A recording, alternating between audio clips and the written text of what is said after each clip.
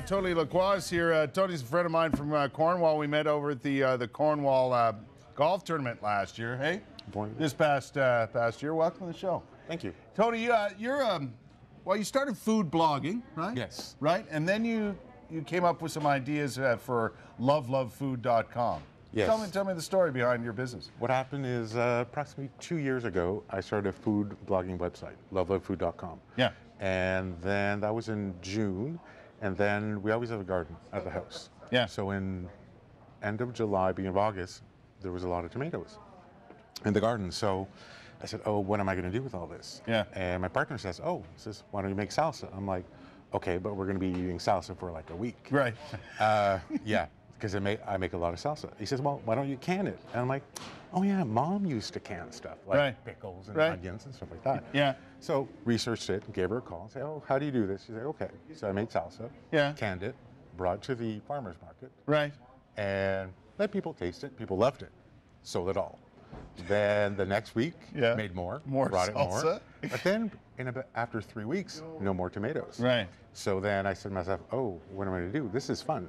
So I started doing some research, and then I started making these preserves. Yeah. I mean, have a look at, you've come up with all kinds of different things since the first batch of salsa, right? Oh, yeah.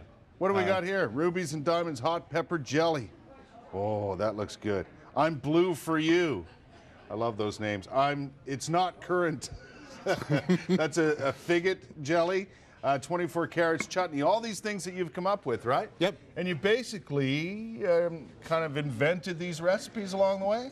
There's a lot of them, they have the same base recipe because a jelly's a jelly. Right. And then doing some research, but also, we have a orchard near Cornwall, Marlin Orchards, and they have great plums and apples and pears. Right. And it's going there every week during the season and saying, oh, what do they have? Right. Picking up, trying a recipe out, sending it out to friends for them to try it. Yeah. Yay or nay. Most of the time is yay. Yeah. And then producing small batches. Well, this is really taken off in a short period of time because now you've got jams and jellies and all kinds of things over there, right? Yeah. Yeah. Even a storefront now in Cornwall? Yep. As of last October. Isn't that great?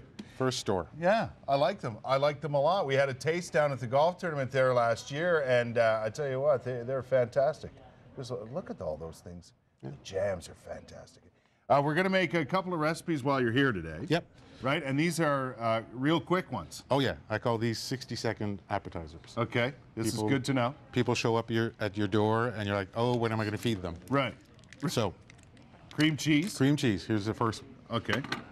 Simple as that. Put cream cheese. Block of cream cheese. In there. Right? Not fancy, but it works. Oh, that's right. Just like that. I'll let you do this part. Okay. Take some jelly. Mm-hmm. Mix that up. Put a bit on the top. What kind do we have here? This is Rubies and Diamonds hot pepper jelly. Yeah. Look at this. Apricot-based jelly with 5 kinds of peppers. Right. It's actually our best seller. Is that right? Put this on everything. I have customers who eat this with peanut butter on toast. No kidding. Yep. And this is one of the ones you first started with? That was the first one after the salsa. After salsa, this was the winner. Yep. Should you do that? So you just use one little bottle on top? Oh, you can use like half of it if you want. Right. I use way more than half, all good. Tony. It's all good. And then spread crackers around? Put crackers around. Holy smokes. Again, 60-second appetizer. Just like that.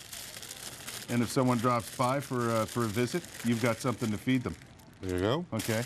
And then just spread it like that. Every time someone goes in there with the cream cheese, you get a bit of the... I want to try this jelly. It's a little spicy. Enough on there. Is it really? Okay. Just a little bit, though. I put enough on there to...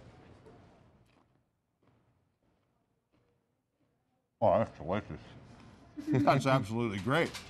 We're going to talk more a little later. We're going to make another recipe, and we're going to talk about the, you see these nice cutting boards and so on that Tony has brought with him?